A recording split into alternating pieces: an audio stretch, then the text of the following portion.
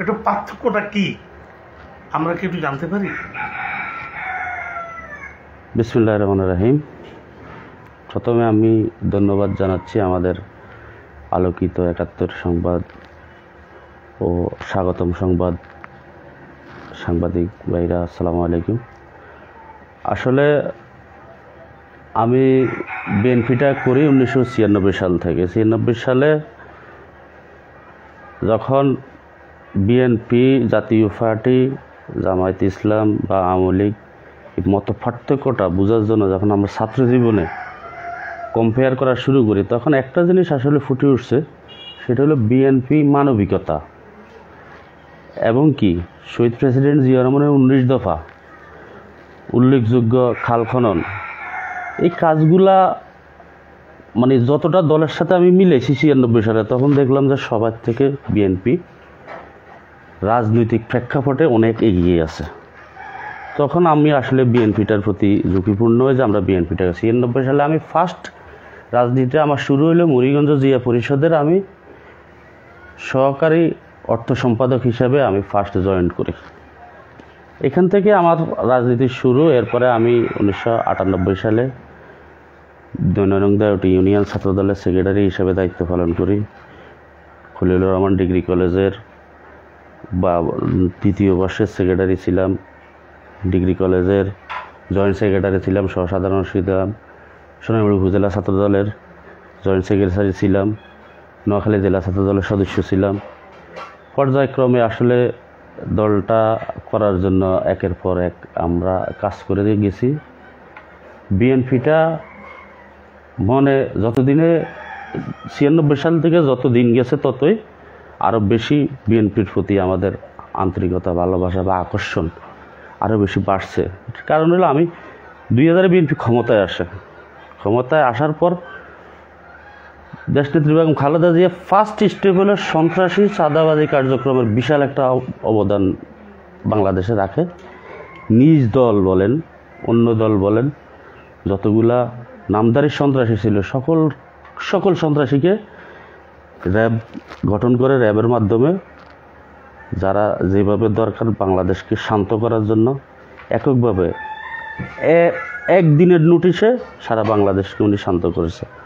তো এটা আসলে আমার 96 সাল থেকে আজকে পর্যন্ত আমি দেখি নাই কোনো দল এককভাবে মানে এরকম একটা সিদ্ধান্ত নিতে যে আমার দলের লোক হলেও সে সন্ত্রাসী কার্যক্রম চালাতে পারবে না, এরকম কথা আজ পর্যন্ত শেখ হাসিনা বলতে পারে নাই, বলে নাই, কোনোদিন শুনি। এরশাদ সাহেবের রাজনীতিও দেখছি, ওনার মুখে কোনোদিন শুনি নাই যে আমার দলে কোনো সন্ত্রাসী থাকবে না বা আমার দলের সন্ত্রাসীর বিরুদ্ধে আমি একটা কার্যক্রম, বাস্তবিক কার্যক্রম দেখাইতে পারবে না।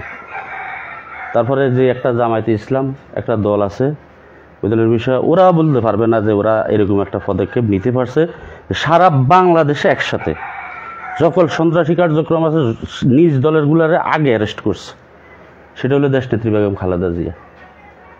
তো আসলে ওনার রাজনীতির দিকগুলা দেখার পর একটার পর একটা আসলে পর্যায়ক্রমে আমি সেই রাজনীতির প্রেক্ষাপট থেকে আপনার সোনাইমুড়ি উপজেলা বিএনপিতে প্রথম ছিলাম সহযোগ বিষয়ক সম্পাদক ও যুব বিষয়ক সম্পাদক। এরপরে আসলাম আমি যুগ্ম আহ্বায়ক। এখন আমি সোনাইমুড়ি উপজেলা বিএনপির সদস্য সচিব পদপ্রার্থী।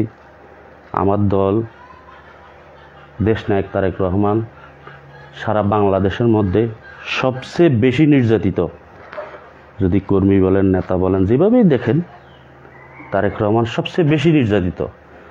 ওনার টর্চারগুলা আমি আসলে বলার আমি মুখে বলা লাগবে না। সারা বাংলাদেশের অন্তত গুগলে সার্চ দিলে আপনারা পেয়ে যাবেন কখন কিভাবে ওনাকে, উনি যখন ছোট ছিলেন 12 বছর বয়স, তখনও কিন্তু উনি জেল কেটেছেন। তো সেই আমল থেকে উনি নির্যাতন ভোগ করছে। বেগম খালেদা জিয়া নির্যাতিত 16টা বছর ওনাকে কষ্ট দিয়েছে, কিন্তু নিজের দেশের বাইরে ওনাকে নিতে পারে না। তো সেই আলোকে আসলে আমরা এমনভাবে আমাদের মনে ধারণ করছি বিএনপিকে যে আসলে বিএনপির বাইরে আমাদের রক্তে অন্য কিছু বলার সুযোগ নেই। কারণ আমাদের নেতা শহীদ প্রেসিডেন্ট জিয়া রহমান, বেগম খালেদা জিয়া, দেশনায়ক তারেক রহমান, তাদের রাজনৈতিক কার্যক্রমগুলা আমাদেরকে আসলে ধারণ করার জন্য বাধ্য করছে বিএনপি। ধন্যবাদ জনাব মাসুদুর রহমান। আপনি যে বহুদলীয় গণতন্ত্র প্রবক্তা, অংশীদারিত্ব প্রতিষ্ঠাতা, শহীদ প্রেসিডেন্ট জিয়াউর রহমানের আদর্শকে হৃদয়ে লালন করে রাজপথে লড়াকু সৈনিক আজও লড়ে যাচ্ছেন, তাই বাঙালি জাতির পক্ষ থেকে আপনাকে কৃতজ্ঞতা জানাচ্ছি। জনাব, একটি হৃদয় বিদারক প্রশ্ন।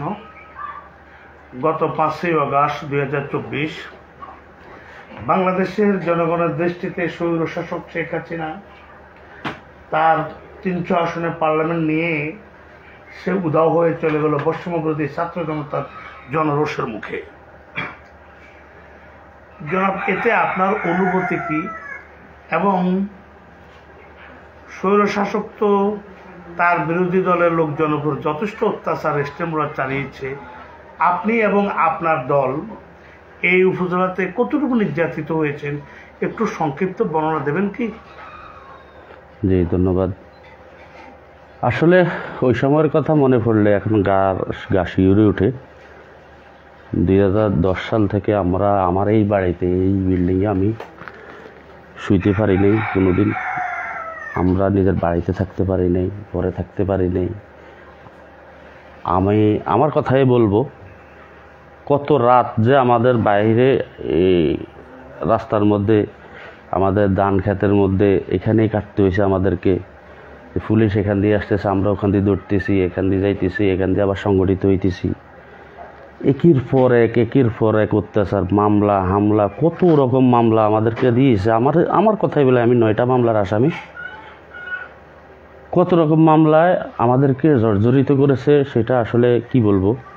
সেই দিনগুলোর কথা বারে বারে মনে পড়ে। তারপরে আমরা কোনো সময় মনোবল হারাই নাই একটা কারণে, সেটা হলো আমাদের ভারপ্রাপ্ত চেয়ারম্যান দেশনায়ক তারেক রহমানের দিকে যখন তাকাতাম তখন বুঝতাম যে ওনার অত্যাচারের কাছে, ওনার নির্যাতনের কাছে আমরা আসলে কিছুই না। মার খেয়েছি। এই দিক দিয়ে আমাদেরকে পুলিশ ধাওয়া করতেছে, ওই দিক দিয়ে আমরা মিছিলও করতেছি, আবার দেখা গেছে নিজেদের নেতাকর্মীদেরকে সেভ করতেছি। কতভাবে আমাদের উপরে টর্চার চলছে শুধু বিএনপিটা না করার জন্য। কিন্তু আমরা কোনোভাবেই শেখ হাসিনার এই অত্যাচার নির্যাতনের কাছে আমরা হার মানি না। আমরা একটা জিনিস চিন্তা করছি যে ইতিহাস বলছে যে স্বৈরশাসক কোনোদিন টিকে না, সময়ের ব্যাপার। যে কোনো মুহূর্তে স্বৈরশাসকের পতন হবেই। যেহেতু আমি ছাত্র রাজনীতি করছি, আমি বুঝি যে কোনো স্বৈরশাসক চিরস্থায়ী না, এটা ক্ষণস্থায়ী, হয়তো সময়ের বিষয়। সে আশাটা আসলে লালন করে একের পর এক। এই যে তারা যখন 5 তারিখের আগে তফসিল ঘোষণা করে, এককভাবে নির্বাচন করে, তখন সোনাইমুড়িতে আমি একটা মিছিল বাইর করি, রাত্রে মশাল মিছিল করি। মশাল মিছিলটা আমাদের নেতাকর্মীরা করার 5 মিনিটের মাথায় আমাদের মাইজদি থেকে, ডিবি কার্যালয় থেকে একসাথে 3-4টা হাইসা আমাদের পোলা মাইন্ডে দৌড়াইয়া, ওই সময় আমাদের সবুজ নামে আমার এক ছাত্রনেতা ও অসুস্থ হয়েছে, ওর পায়ে আঘাত পাইছে। 28শে অক্টোবরও ও কাঁদানে গিয়ে আসে, ও অজ্ঞান হয়ে গেছে, ওরে হাসপাতাল নিতে হয়েছে আমরা নিজেরাও ঠিক ছিলাম না। তো আসলে এই যে কার্যক্রমগুলো যখন চালাই, তখন কিন্তু আপনার এই তফসিল ঘোষণার পরে ওনারা নির্বাচনী কার্যক্রমে যখন যায়, তখন কত কাজ, কতভাবে মোবাইলে কত রকম অ্যাপস ইউজ করতে হয়েছে, সেটা আসলে কী বলবো। এরপরে যখন আবার হরতাল অবরোধ দিছে, এই হরতাল অবরোধের সোনাইমুড়িতে এককভাবে হয়তো আপনি দেখবেন আমার ডকুমেন্টসগুলো, আমার ফেসবুক পেজে ঢুকলে দেখবেন ওখানে আছে। অবরোধগুলো তো মিছিল, এই সকালে মিছিল করছি, আবার নাই, জায়গা থেকে সরে যাইতে হয়েছে, দৌড়তে হয়েছে, অনেক কষ্ট হইতে হয়েছে। ভোটের দিন আমরা সোনাইমুড়িতে যে কার্যক্রম করছি, জানি না সারা বাংলাদেশে কী পরিস্থিতি। ভোটের আগের দিন আমাদের বিভাগীয় টিম থেকে সিদ্ধান্ত আসলো যে মানুষকে আতঙ্কিত করতে হবে কোনোভাবে, যেহেতু ভোট কেন্দ্রে লোকজন না যায়, লোকজনকে উদ্বুদ্ধ করতে হবে। আমরা লিফলেট বিতরণ করি বিভিন্নভাবে। ভোটের দিন সকালবেলা আমরা ওই কার্যক্রমটা পরিচালনা করি এখানে সোনাইমুড়ি উপজেলায়। একসাথে সোনাইমুড়ি উপজেলায় সকাল 10টায় একসাথে প্রত্যেকটা কেন্দ্রের সামনে আমাদের লোকজন উঠে এবং কি মানুষ আতঙ্কিত হয়। আমরা ভোট কেন্দ্রে না যাওয়ার জন্য আমরা মানুষকে অনুরোধ করি। আমাদের অনুরোধ শুনে সোনাইমুড়ি উপজেলায় কেউ বলতে পারবে না যে একজন যাইয়া কেন্দ্রে ভোট দিছে, যায়নি। আওয়ামী লীগের লোকজনও যায়নি কেন্দ্রে। ওই সময়টা আসলে খুব কঠিন। 5 তারিখের বিষয়টা নিয়ে আমি আপনারা একটু মানে এক্সপ্লেন করব। সেটা হলো যখন 17 জুলাই আপনার তারেক রহমান নির্দেশ দিছে ইন্টারনালি যে সকল বিএনপির নেতাকর্মী আপনারা ছাত্রদের সাথে আন্দোলনে একসাথে হন, তখন আমি বাড়িতে, আমার ছেলে এখন নাই, ও ঢাকাতে, ওর বয়স 22 বছর, ও বাড়িতে। ও যখন ছাত্র বৈষম্য আন্দোলন শুরু, আমার ছেলে চলে গেছে ঢাকা, যাই মিরপুর 10-এ অ্যাটেন্ড করছে। এরপর আমার ছোটো ভাই ও চলে গেছে ঢাকা। যখন তারেক রহমানের নির্দেশ আসে 17 তারিখে, তখন আমি তো, যখন তারেক রহমানের নির্দেশ আসে তখন তার আমরা আর বসে থাকতে পারি না। এখান থেকে আমি চলে গেলাম ঢাকা। 17 তারিখ থেকে 5 তারিখ সন্ধ্যা পর্যন্ত একটানা মিরপুর 10 নম্বরে অবস্থান নিয়েছি। কতভাবে কত ছাত্ররে আমি, আমার ছেলে, আমার ছোটো ভাই খাদ্য দিয়ে সহযোগিতা করছি, যেটা যেভাবে দেওয়া লাগছে। নিজেরা যেদিন 5 তারিখে তো আমি অজ্ঞানে পড়ে গেছি, যখন শেখ হাসিনা চলে যায় তখন আমি যখন ওই প্রধানমন্ত্রীর বাসভবন গণভবনের সামনে যাই তখন আমি অজ্ঞানে পড়ে গেছিলাম। মানে একটা না, 17 তারিখ ধরে একটা না আমাদের কোনো ঘুম ছিল না। আমরা এমন হয়েছে যে মিরপুর 10 নম্বর কাউকে মোবাইল ব্যবহার করতে দেওয়া হয়নি, যে কেউ মোবাইল সাথে নিয়ে যাইতে পারবে না। আন্দোলনের সময় উপর থেকে গুলি ছুটছে, আমরা ঠিকই রাস্তার মধ্যখানে, যে মেট্রো রেলের মধ্যখানে আমরা অবস্থান নিয়েছি, কোনোভাবেই রাস্তা ছাড়ে নাই। এই ছাত্র জনতার মধ্যে আপনি অন্তত না হলো 40% বিএনপি, ছাত্রদল, যুবদল, স্বেচ্ছাসেবক দল, বিভিন্ন ডিস্ট্রিক্ট থেকে। আমি কয়েকটা ছেলে দেখছি আমাদের উত্তরবঙ্গ থেকে, একটা লুঙ্গির সাথে শুধু তারা চলে আসছে আন্দোলনে। জিজ্ঞেস করলাম তোমরা ঘুমাও কোথায়? বলে যে আমরা মসজিদে ঘুমাই। তো সে ছাত্র আন্দোলন, এই ছাত্র বৈষম্য আন্দোলনের মানে দৃশ্যটা, কারণ হলো আমাদের তো এমনি আমাদের দেওয়ালে ফিট থেকে গেছে 16 বছরে, আমাদের তো আর কোনো ওয়ে নেই। আমরা তার উপর দেশের জনগণ, ছাত্রদের ভূমিকা অতুলনীয়। ওদের আমাদের বেসরকারি বিশ্ববিদ্যালয়ে যথেষ্ট ভালো ভূমিকা, ওনাদের ভূমিকার কারণে স্বৈরাচার হাসিনার পতন হয়েছে। ধন্যবাদ জনাব মাসুদুর রহমান। আপনি যে রাজপথে নিজের নিবেদিত করে স্বৈরাচারের পতন ঘটিয়েছেন আপনারা, তাই নিরীহ সাধারণ বাঙালির পক্ষ থেকে অভিনন্দন জানাচ্ছি। জনাব, এবার তো সারা বাংলাদেশ থেকে একটা আওয়াজ উঠছে, টেকনাফ থেকে তেঁতুলিয়া, সবাই বলে জিয়া। সারা বাংলায় আবাল বৃদ্ধ শিশু সবাই মুখে একই বাক্য যে জিয়া সরকার এবার ক্ষমতায় আসবে। আপনি সোনাইমুড়ি উপজেলা বিএনপির সাধারণ সম্পাদক পদপ্রার্থী এবং বিএনপির একজন দক্ষ নেতা হিসেবে আপনি আপনার উপজেলা ছাত্রদল, যুবদল, বিএনপিকে কতটুকু সুসংগঠিত করে রেখেছেন যে ধানের প্রতীককে উপহার দেওয়ার জন্য? ধন্যবাদ। সোনাইমুড়ি উপজেলা ছাত্রদল, যুবদল, স্বেচ্ছাসেবক দল, এই 3টি সংগঠন আজ থেকে 2012 সাল থেকেই সুসংগঠিত। কারণ আমরা ছাত্রদল থেকে উঠে আসছি, তো সবসময় ওদেরকে ছায়ার মতো ওদের পিছিয়ে থাকতাম। হয়তো ওদের একটা সাক্ষাৎকার নিলে আরও বুঝতে পারবেন।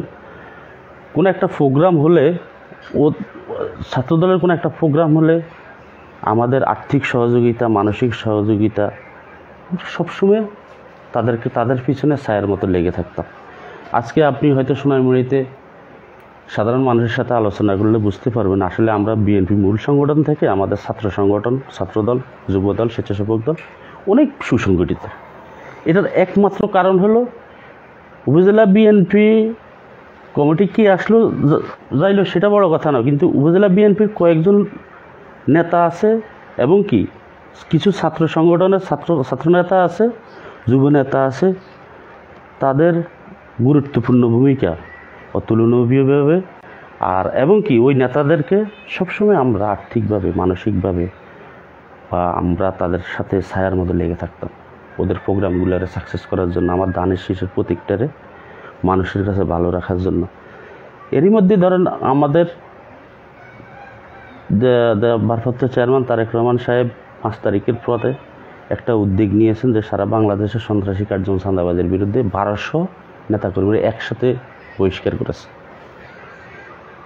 আপনি জেনে খুশি হবেন যে আমাদের এই 1200 নেতাকর্মীর মধ্যে কিন্তু আমাদের সোনাইমুড়ি উপজেলায় একজনও নেই, আলহামদুলিল্লাহ, চাঁদাবাজ সন্ত্রাসের বিষয়ে। আমরা সোনাইমুড়ি উপজেলায় আমাদের নেতাকর্মীরা আসলে দলকে লালন করে, সংগঠনকে লালন করে, দানের শীষকে লালন করে, তারেক রহমানকে লালন করে এবং বেগম খালেদা জিয়াকেই লালন করে। আসলে ওরা সর্বোচ্চ দলের প্রতি ওরা অনুগত এবং কি আমরা আশাবাদী। আমরা যেভাবে সংগঠনটাকে লালন করছি সেভাবে আমরা আশাবাদী যে সোনাইমুড়ি উপজেলা বিএনপি সর্বোচ্চ দানের শীষ সবার থেকে এগিয়ে আছে এবং থাকবে। ধন্যবাদ। হাজারো নির্যাতনের মাঝেও জিয়ার আদর্শ থেকে পদচ্যুত হন নাই, তাই অভিনন্দন জানাচ্ছি। জনাব, আপনার দল যদি নির্বাচিত হয়ে ক্ষমতায় আসে, পার্লামেন্ট গঠন করে, আপনারা যদি নির্বাচিত হন, বাংলাদেশে তো আওয়ামী লীগ, জামাত সহ বিভিন্ন রাজনৈতিক দল রয়েছে এবং আওয়ামী লীগ আপনাদেরকে যথেষ্ট কষ্ট দিয়েছে, কিন্তু আপনারা নির্বাচিত হলেন, সরকার গঠন করলেন, তাদের তো নেতা কর্মীরা এলাকাতে আছে, আপনারা তাদেরকে কোন দৃষ্টিতে মূল্যায়ন করবেন কি জানতে পারি? জি, ধন্যবাদ। আসলে একটা গুরুত্বপূর্ণ বিষয় আপনি বলেছেন। এই বিষয়টা আমি আসলে আমার মাথা থেকে ছুটে গেছে। আমি এই একটু 5 তারিখের পরের কিছু বিষয় আপনারা একটু এক্সপ্লেন করি। যখন 5 তারিখে সন্ধ্যায় ঢাকায় শুনলাম যে এলাকায় যেতে হবে, এলাকায় কোনো প্রশাসনিক কার্যক্রম নাই, কোনো আইনি কোনো প্রশাসন, কোনো লোকে নেই, এখন যে কোনো মুহূর্তে প্রশাসনের আপনার আইন শৃঙ্খলার অবনতি হইতে পারে। তখন ওই দিন সন্ধ্যায় আমরা ঢাকা থেকে নোয়াখালীতে চলে আসি 5 তারিখে। আসার পর প্রথম উদ্যোগ হলো আমার মুহুরীগঞ্জ থেকে সোনামণি পর্যন্ত এখানে আমাদের ছাত্রদল, যুবদল, স্বেচ্ছাসেবক দল একটা পুলিশের ভূমিকা রেখেছেন, র্যাবের ভূমিকা রেখেছেন, সেনাবাহিনীর ভূমিকা রেখেছেন। কোথাও কোনো বাড়িতে কোনো প্রবলেম হয়েছে ওখানে হাজির হয়েছেন, কোথাও কোনো সংঘাত হইতে দেয় নাই। এবং কি রাত্রে প্রতিটা দোকান পাহারা দেয়াইছি আমরা এই আইন শৃঙ্খলারে ঠিক করার জন্য এবং কি আমাদের রাজনীতিটাকে ঠিক করার জন্য। তার সাথে সাথে আমি বলবো যে আমরা যদি আমার দল ক্ষমতায় আসে, আমার দলের ভারপ্রাপ্ত চেয়ারম্যান তারেক রহমান সাহেব 2023 সালেই আমাদের দলের একটা 31 দফার সংস্কার কার্যক্রম বাস্তবায়নের জন্য প্রতিটা জনসাধারণের ধারে ধারে আমরা কিন্তু 31 দফা নিয়ে ঘুরতেছি। আপনি দেখবেন 5 তারিখে শেখ হাসিনার পতন হয়েছে, কিন্তু আমাদের দেশনায়ক তারেক রহমান 2023 সালে ওনার সংস্কার প্রস্তাব দিছে 31 দফা। পতন ছিল 29, এরপর 31 হয়েছে। এই 31 দফার মধ্যে আপনি দেখবেন আমাদের প্রত্যেকটা কাজ, আমাদের প্রত্যেকটা কার্যক্রম সাজানো আছে। ওখানে আপনি স্পষ্টভাবে দেখবেন যে তারেক রহমান সাহেব একেবারে প্রত্যেকটা সেক্টরকে, কৃষি খাত বলেন, সামাজিক খাত, তারপরে আপনার প্রশাসনিক দিক, কোনটা কীভাবে সংস্কার করে আমরা ঠিক করব, সব কিছু ওখানে 31 দফায় দেওয়া আছে। তার সাথে সাথে আমরা এখন এই যে আমাদের নতুন একটা দল হয়েছে, আমি আসলে সমালোচনা না করেও পারতেছি না। আমাদের এনসিপি বলেন, জামায়াতে ইসলামী বলেন, যে দলগুলা বাইর হয়েছে, ছাত্র বৈষম্য আন্দোলন নিয়ে আমি কথা বলবো না, ওইটা সর্বোচ্চ ত্যাগের জায়গা, ছাত্ররা ত্যাগ দিয়েছেন। কিন্তু একটা রাজনৈতিক লোক এনসিপির বিরুদ্ধে আমার অনেকগুলো কথা আছে। এনসিপি, জামায়াতে ইসলামী আপনার এখন পর্যন্ত 5 তারিখের পর আজকে 1 বছর হয়ে গেছে, 1 জুলাই শেষ, আজকে 3 তারিখ, 1 বছর হয়েছে। 1 বছরের মধ্যে ওনারা একটা সংস্কার প্রস্তাব এখন পর্যন্ত দিতে পারে নাই। এখন পর্যন্ত একটা সংস্কার প্রস্তাব ওনারা সামনে আনতে পারে নাই যে আমরা এই সংস্কারটা করব। আমরা জুলাই আন্দোলনে তো আমার কথা আমি স্পষ্ট বলছি, 17 তারিখ থেকে আমরা যে ভূমিকাটা রাখছি, কই দেখি ওনারা বিএনপির একটা কর্মীর লিস্ট ওনাদের কাছে আছে?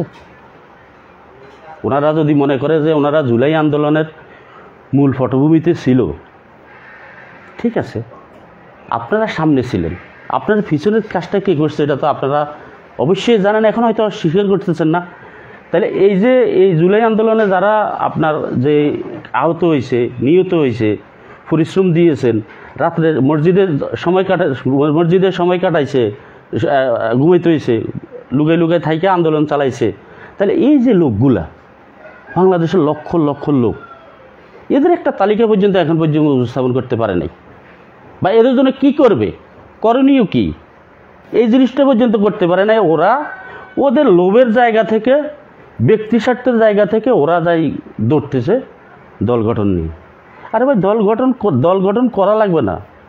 জিয়া রহমান যখন 7 নভেম্বর বিপ্লবের দিয়ে যখন ক্ষমতায় অধিষ্ঠিত হয় স্বৈর শাসককে সরিয়ে, তখন কিন্তু জিয়া রহমান দল গঠন করে নেই। আগে জিয়া রহমান প্রথম দেশের জন্য কাজ করছে, এরপরে এই দেশের জনগণই বলছে যে আপনার দল গঠন করা এখন প্রয়োজন, তখন তিনি দল গঠন করেছে। আর এখন এরা আইবার আগে এদের 2000 কোটি টাকার দুর্নীতি, 500 কোটি টাকার দুর্নীতি, ওদের ফিয়ন 1000 কোটি টাকার দুর্নীতি, ওদের ওই বাফে ঠিকাদারি লাইসেন্স করে। আরে বাবা, দেশটা তো লুটের জায়গা না, তোমরা তো আর মাঠে যাই আন্দোলন করো নাই, তোমরা ছিলা শেখ হাসিনার, শেখ মুজিবের মতো। যে শেখ মুজিব যেরকম একটা সুস্থ পরিবেশের জায়গা, যে পাকিস্তান তাকে অ্যারেস্ট করছে, উনি যে পাকিস্তানে বসে রয়েছে, ওনার কীভাবে দেশ স্বাধীন হয়েছে উনি তো করতে পারবো না। স্বাধীন হয়েছে উনি বিমানে করে এসে সবাই বলছে উনি দেশ নায়ক। আরে দেশ নায়ক স্বাধীনতার ঘোষণা করছে কি, এটা তো জানতেছে না শেখ মুজিব। ঠিক শেখ মুজিবের স্টাইলে এখন আবার এনসিপি সে একই রকম কাজ করতেছে। আরে ভাই, আন্দোলনটা করলো কে? আন্দোলনটা কে করলো? তাদের খবর তোমরা রাখো? তোমরা আছো তোমাদের দল নিয়ে, তোমরা আছো তোমাদের টাকা ইনকাম নিয়ে, এক একজন একসাথে 100 গাড়ি 200 গাড়ি বহন নিয়ে যাও। কিরে ভাই, তোমরা কীভাবে 100 গাড়ি 200 গাড়ি বহন নিয়ে যাও? আমরা তো এই 5 তারিখের পরে এখনও ঠিকমতো বাসে করে যদি ঢাকা শহর যাইতো, এখনও বাসে যে নন এসি বাসে খুঁজতো। তো তোমরা কেন 1000 কোটি টাকা, 500 কোটি টাকা, 2000 কোটি টাকার মালিক হয়ে যাও, তোমাদেরকে পিছনে 100 গাড়ি হয়ে যায়? তাহলে তোমরা আমাদের সবাই ছাত্র বৈষম্য আন্দোলনটাকে তোমরা প্রশ্নবিদ্ধ করে ফেলছো না? ধন্যবাদ জনাব। এটা আমার লাস্ট প্রশ্ন। আমরা স্বাধীনতার পর থেকে বহু সরকার দেখেছি, সবাই আমাদেরকে উন্নয়নের কথা বলেছে। এরশাদ সরকার বলেন, বঙ্গবন্ধু সরকার বলেন, হাসিনা সরকার বলেন, সবাই। কিন্তু উন্নয়নের বিনিময়ে আমরা মা বোনদের কান্না উপহার পেয়েছি। সন্তানহারা মায়ের কান্না, স্বামীহারা বোনের কান্না, বাংলার আকাশ বাতাস আজও বাড়ি হয়ে আছে। আপনারাও কিন্তু আমাদেরকে উন্নয়নের কথা বলছেন। আপনাদের উন্নয়নের প্রক্রিয়াটা কেমন হবে, আমরা কি পাবো, একটু জানতে পারি? জি, ধন্যবাদ। আসলে আমি এটাকে একটা কথা বলছিলাম যে আমাদের ভারপ্রাপ্ত চেয়ারম্যান তারেক রহমান সাহেব 31 দফা যে সংস্কার দিয়েছেন, ওই সংস্কারে আমাদের উন্নয়নের ধারাবাহিকতাটা আমরা দিয়ে দিয়েছি। আমরা কি করতে পারি সেটা আমাদের শহীদ প্রেসিডেন্ট জিয়া রহমান দেখিয়ে দিয়েছে। আজকে যে আমাদের পানি নিষ্কাশনের জন্য যে খাল খনন, এই খাল খননের মূল প্রবর্তক বা মূল যিনি ছিলেন শহীদ প্রেসিডেন্ট জিয়া রহমান নিজের থেকে এই খাল খনন করেছেন, যেটা সবচেয়ে বাংলাদেশের উল্লেখযোগ্য একটা জায়গা। যে জায়গাটা যদি খাল খনন না থাকতো তাহলে আমরা পানি নিষ্কাশন হইতো না, আমরা পানিবদ্ধ হইতাম, আমরা বিভিন্নভাবে ক্ষতিগ্রস্ত হইতাম। এবং কি রাস্তাঘাটের উন্নয়ন সবাই করতে পারবে, এটা বিষয় না, কিন্তু একটা মূল পরিকল্পিত একটা উন্নয়ন, যেমন আমার এখানে উপজেলা প্রশাসনের একটা উন্নয়ন প্রয়োজন। কী উন্নয়ন? উপজেলা প্রশাসনে একটা সংস্কার আগে প্রয়োজন। যখন দুর্নীতিবাজ কে আছে একে সরাইতে হইব। ওখানে কে আমার দেশের জন্য কাজ করতে পারে তাদেরকে ওখানে ওই জায়গাটা বসাইতে হবে। আসেন, আপনি কৃষিখাতে কৃষকদের জন্য একটা কার্ডের ব্যবস্থা করতে হবে, যেটা আমাদের 31 দফায় দেওয়া আছে। আমাদের দেশনায়ক তারেক রহমান দিয়ে দিয়েছেন যে প্রত্যেকটা কৃষকের একটা করে কার্ড হবে, তার নির্দিষ্ট, যেরকম আমরা গর্ববোধ করি যে আমেরিকাতে আমাদের সিটিজেনশিপ আছে, কার্ড আছে, সেই কার্ডের মতো সবচেয়ে গুরুত্বপূর্ণ একটা কার্ড হবে কৃষিখাতে, কৃষকদের জন্য। কারণ আমাদের প্রত্যেকটা বিষয় পুঙ্খানুপুঙ্খানুরূপে আমাদের ভারপ্রাপ্ত চেয়ারম্যান সাহেব 31 দফায় আলাদাভাবে এই 31 দফা পুরোটা পড়লে, বিশ্লেষণ করলে আমাদের উন্নয়নের ধারাটা আপনি পাবেন। এবং কি তার সাথে সাথে আমি বলবো, আমাদের এইটার মতো আর একটা দল, এরা ওদের ভবিষ্যৎ চিন্তাভাবনা বা প্রশাসনিক দিকের জন্য, কৃষিখাতের জন্য, তার অর্থনীতির বিষয় নিয়ে, এই যে কিছুদিন আগে আমরা চট্টগ্রাম বিভাগে একটা তারুণ্য অর্থনীতি শীর্ষক আলোচনা সভা করে আসছি, যেটা হলো তরুণদেরকে নিয়ে। একটা হয়েছে তারুণ্য সমাবেশ, আরেকটা হচ্ছে তারুণ্য অর্থনৈতিক চিন্তাভাবনা, যেটা হলো যে আমাদের তরুণদের ভিতর থেকে, যে ওদের যদি ইন্ডিয়ার মতো দেশে বা অন্যান্য দেশে যদি ইউটিউব বানাইতে পারে, তাহলে আমাদের বাংলাদেশে পারবে না কেন? এদেরকে উদ্বুদ্ধ করার জন্য বিএনপি কাজ করে যাচ্ছে। প্রত্যেকটা বিভাগে আমাদের এই তারুণ্য শীর্ষক আলোচনা সভা হইতেছে। আমাদের ছাত্রদল, যুবদল, স্বেচ্ছাসেবক দল যথেষ্ট এই বিষয়গুলো নিয়ে আমাদের এই উন্নয়নের ধারাবাহিক আমরা রাস্তাঘাটে আর থাকতে চাই না। আমাদের এখন উন্নয়নের ধারাবাহিক হইতে হইব যে আগামী 20 বছর পরে আমাদের দেশ কীভাবে চলবে, সে চিন্তাভাবনা যাইতে হবে। আমরা অনলাইনে অ্যাক্টিভিটিতে আমাদের যে অন্যান্য দেশ যেভাবে আগায় যেতে চাই, হিসাবে তো আমরা ওই রাস্তাঘাটের মধ্যে পড়ে রয়েছি। তা আমরা এখন আর আমাদের এই 31 দফায় এখন আর আমরা রাস্তাঘাটে নাই, আমরা উন্নত দেশের মতো আমাদের চিন্তাভাবনা, বিএনপির চিন্তাভাবনা। ইনশাল্লাহ যদি বিএনপি ক্ষমতায় আসে, আমাদের ভারপ্রাপ্ত চেয়ারম্যান তারেক রহমান সাহেবের এই চিন্তাভাবনাগুলা পুঙ্খানুপুঙ্খানুরূপে বাস্তবায়ন করবে বিএনপি, সে আশাটাই ব্যক্ত করছি। ধন্যবাদ দর্শক।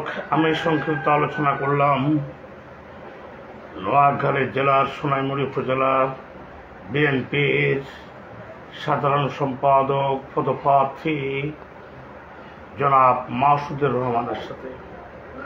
তিনি একান্ত সাক্ষাৎকারে বাঙালি জাতির প্রতি শহীদ প্রেসিডেন্ট জিয়াউর রহমানের আদর্শ অনুপ্রাণিত হয়ে জাতীয়তাবাদী চেতনায় উজ্জীবিত হওয়ার জন্য আহ্বান করছেন। তিনি তারুণ্যের অহংকার তারেক রহমানের 31 দফা বাস্তবায়নে সারা বাংলাদেশে সর্বশ্রেণীর জনগণকে ঐক্যবদ্ধ মনোবৃত্তি পোষণ করার আহ্বান করছেন। তিনি অতীতের স্বৈরশাসক শেখ হাসিনার সকল নির্যাতনকে উপেক্ষা করে বর্তমান সাবলীল গ্লোবাল ওয়ার্ল্ডের গ্লোবাল রাজনীতি, আধুনিক তারুণ্যের অর্থনীতি, তারুণ্যের রাজনীতি সৃষ্টি করার জন্য সর্বশ্রেণীর মানুষের নিকট আহ্বান করছেন। তিনি আশা করেন সোনাইমুড়ির জনগণ সাংগঠনিক দিক থেকে আগামী কাউন্সিল অধিবেশনে ওনাকে সাধারণ সম্পাদক নির্বাচিত করে বাংলাদেশ জাতীয়তাবাদী দল বিএনপিকে ঐক্যবদ্ধ সুদৃঢ় শক্তিশালী করার জন্য দায়িত্বভার অর্পণ করবেন।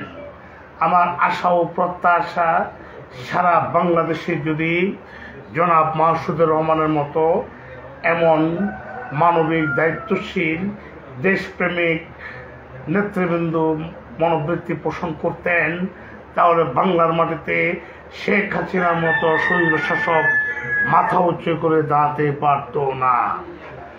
আমি মোহাম্মদ দেলোয়ার হোসেন কামাল, স্বাগত সংবাদ, সোনাইমুড়ি, নোয়াখালী।